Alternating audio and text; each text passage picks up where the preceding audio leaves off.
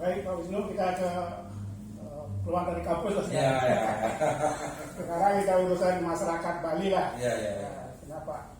Wisnu juga adalah kelompok ahli Kita kan pembangunan. sama-sama jadi tim ahli. Ahli di Saya kan tidak boleh provinsi. bilang begitu. Saya wartawan. Bapak melihat hasil pilkada yang terakhir itu, menurut Pak Wisnu bagaimana itu? Untuk kepentingan Bali ke depan. Yang pertama tentu saya mengapresiasi Ya. pilkada kemarin di 5 kabupaten kota di Bali khususnya ini berjalan sangat tertib, Ya. baik, kemudian sesuai dengan tahapan. Ya. Nantinya penyelenggaraannya sangat baik. Karena Lancar. saya terlibat khususnya dalam hal debat itu. Ya. Dan KPU kita patut apresiasi lah. Kita berikan apresiasi. Nah, kedua, hasil sekarang. Nah. Kalau dari kacamata kita sebagai pengamat lah ya, sebenarnya siapa yang menang, siapa yang kalah, dan bagaimana itu kan sebenarnya bisa. Itu loh bedanya demokrasi saat ini dengan demokrasi yang di masa lalu. Kalau di masa yang lalu prosesnya unpredictable, hasilnya predictable. Artinya prosesnya unpredictable, kacau balau lah. Tapi hasilnya siapa yang bakal jadi udah tahu sebelum dipilih. Ini nggak ada ini. Nah, demokrasi itu kan prosesnya predictable, tahapannya jelas, hasilnya unpredictable. Nah, ini terjadi. Katakanlah misalnya kalau kita ambil dari hasil kemarin ya. Karangasem dan negara. Ini dua kutub. Gitu. Jadi dua kutub yang berbeda. Jemberana itu PDIP, Karangasem itu non PDIP katakanlah Nasdem dan kawan-kawan.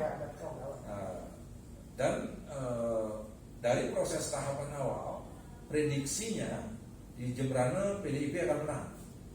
Di Karangasem PDIP akan kalah. Itu prediksi awal. Ya, prediksi masyarakat. Akhirnya ini berproses kan. Maka yang terjadi kemudian terbalik. Artinya Jemberana dalam tanda kutip tidak begitu digarap dengan baik. Saya bicara PDIP. Kenapa? Karena memang PDIP partai pemenang di Bali. PDIP sebagai ruling partai, the ruling partai. Karena dari provinsi sampai kabupaten kota hasil pemilu hampir tidak hampir di semua kabupaten PDIP mayoritas. Maka saya pakai PDIP dengan partai lain koalisi. Nah, yang terjadi seperti itu.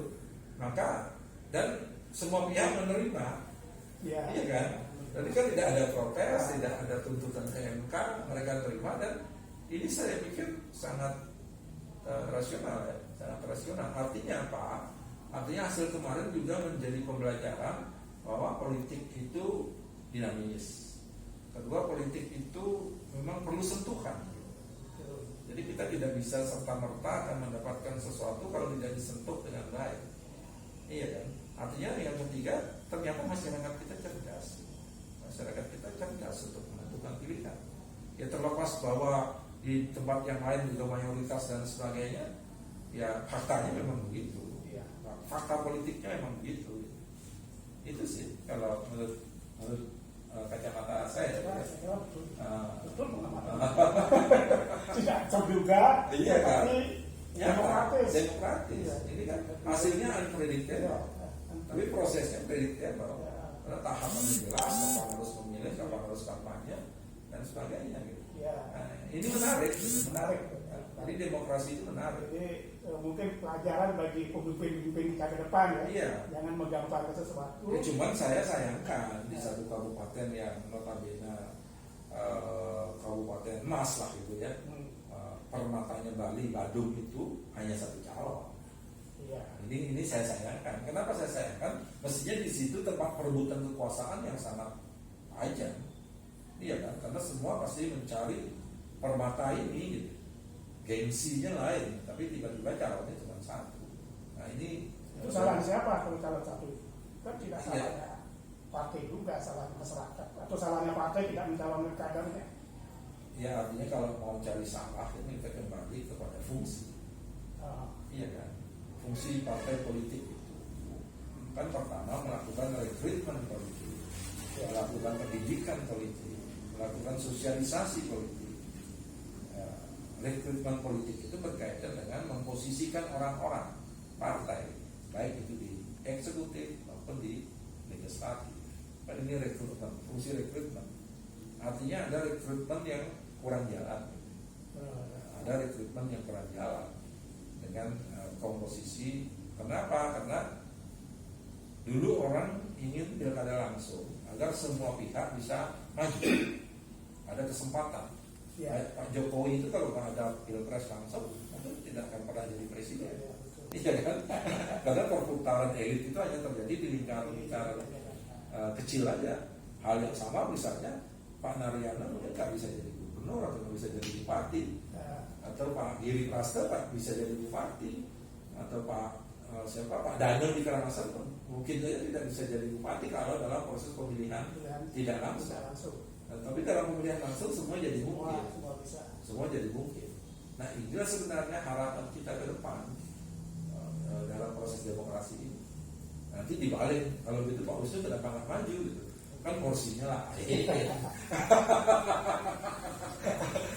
Kalau saya kan ya udahlah, saya di akademisi, saya akan berjuang melalui misi. Kalau beli di wartawan akan berjuang dari jalur wartawan. Kalau orang sudah di partai, dia pasti akan berjuang dari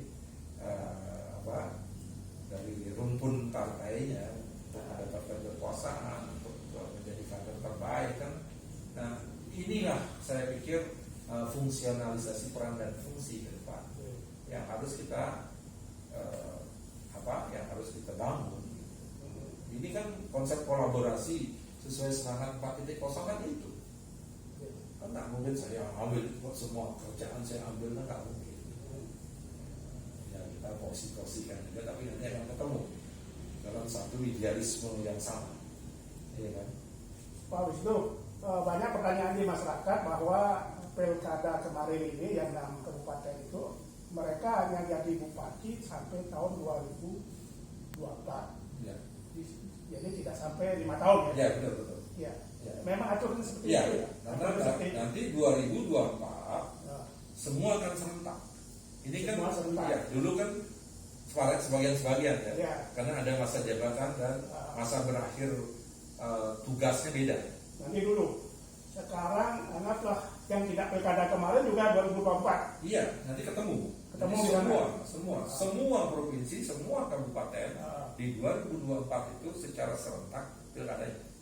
Karena ini sekarang mereka yang terpilih kemarin itu hanya 4 tahun saja. Iya. Ya, gubernur kita akan berakhir 2023. Ke 2024. Jadi harus ketarik menunggu 2024 kalau ada pilkada gubernur. Iya. Oh begitu ya. Jadi kelihatannya akan lebih istilahnya tarung bebas ini. Jadi semuanya tidak dalam kondisi menjadi pejabat. Ya. Jadi kenapa gubernur kita kan 2023 selesai, pasti ada PRT atau pejabat. Jadi yang kalau beliau ingin yang kedua kalinya harus tarung bebas dengan orang lain, siapa lah nanti nggak tahu kita ya, belum tahu lah. Ya ini yang harus dipersiapkan oleh semua pihak. Iya betul. Jadi bagi mereka yang newcomers misalnya di 2020 kemarin, itu mereka harus rela bahwa dia hanya 4 tahun, ya harus bertarung lagi. Ya. Kan undang-undangnya sudah begitu ya? Iya kan ini kan sebenarnya proses undang-undang pilkada pemilu langsung itu kan sudah sekian periode kan. Tetapi untuk menuntaskan agar nanti di titik tertentu bisa serentak, ini kan dilakukan bertahap dengan penyesuaian. Makanya kayak di Bali ada 8 kabupaten yang serentak sekarang kan baru 5. Nanti nyusul Gianyar, nanti nyusul. Nah yang lebih parah nanti kan itu Gianyar dan Buleleng kan. Bisa 3 tahun kan? PLT-nya? Enggak, masa jabatannya. Oh tidak tahu. Iya kan? Karena dia tahun sudah 2004 karena 2024 terus mulai lagi kan? Pilkada lagi. Gitu. Oh. Ya. Jadi 2024 semua provinsi kabupaten serentak. Termasuk Ya. presiden. Maka yang perlu ditata sebenarnya kalau menurut pandangan saya gitu ya. Iya, iya. Ya, itu terserah lah yang di atas sono gitu kan. Ya. Nah, menurut pandangan saya sih yang perlu ditata sekarang kan koalisi. Ya, koalisi. Nah, saya dari dulu sudah menyarankan ada koalisi permanen. Yang Jadi disebut koalisi itu harus sebelum sebelum pemilu sebelum pilpres permanen. sudah ada Koalisi permanen. Jadi koalisi permanen itu gini. Koalisi permanen itu pilpres, pilgub, pilkada, pil bupati wali kota. Jadi partai politik ini harus berkoalisi permanen selama 5 tahun. Oh, Kenapa? Karena dia harus mengusung loh. ya, Kan tidak mungkin misalnya kayak di Bali lah, di provinsi ketika pemilihan gubernur kita meruanai gitu kan, nanti di pemilihan bupati meruang umum, padahal kebijakannya nanti siapa yang mengontrol siapa kan jadi nggak jelas ketika terpilih nanti kan. Oh, yang dimaksud permanen itu dari pusat sampai provinsi sampai kabupaten. Iya. Oh, begitu sih. Sehingga struktur dukungan politik itu menjadi jelas. Oh, Sehingga yang di luar itu nanti bisa jadi checks and balances. ya. Kalau sekarang kan susah kayak gitu. Susah, ya. Kalau Ini mau bergabung ini di sana Kalau lain. kita mengkritik kebijakan gimana? Orang anda ikut kok di situ gitu. Ya, ya, ya. Kalau saya enggak, orang ikut di situ kok gitu. Oh, begitu. Iya kan? Yang namanya kebijakan itu kan dari pusat sampai ke Ya. daerah. Gimana kita mengkritik sebuah kebijakan kalau kita ada di dalamnya? Gitu. Oh, itu nanti arahnya ke sana ya. Jadi, Kalau pandangan saya loh ya, mudah-mudahan didengar. Kita kan orang pinggiran nih.